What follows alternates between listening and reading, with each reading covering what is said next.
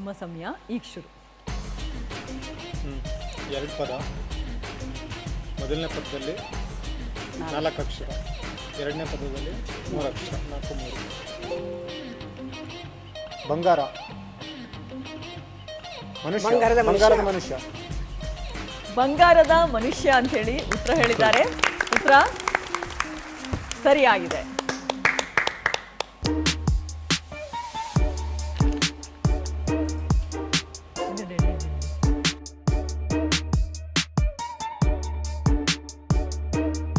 ನಿಮ್ಮ ಸಮಯ ಈಗ ಶುರು.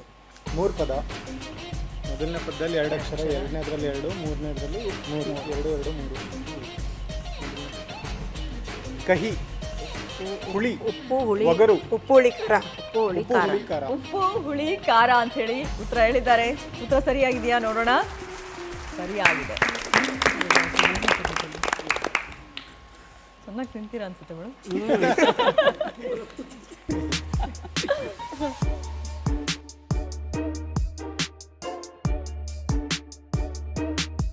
ನಿಮ್ಮ ಸಮಯ ಈಗ ಶುರು. ಒಂದೇ ಪದ, 4 ಅಕ್ಷರ. ಸೂರ್ಯ. ರವಿ. ಸೂರ್ಯನ ಬೆಳಕು. ಸೂರ್ಯನ ಕಿರಣ. ಕಿರಣ. ಸೂರ್ಯನ ಕಿರಣ. ಸೂರ್ಯ ಧರೆಗಿಳಿದು ಬಂದಾಗ. ಸೂರ್ಯ. ರವಿಚಂದ್ರ. ಸೂರ್ಯನ ಬೆಳಕು. ಸೂರ್ಯನ ಕಾಂತಿ. ಕಿರಣ. ಸೂರ್ಯಕಾಂತಿ.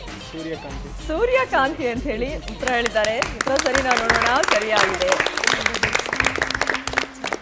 ಸಖತ್ತಾಗಿ ಮಾಡಿದ್ವಿ.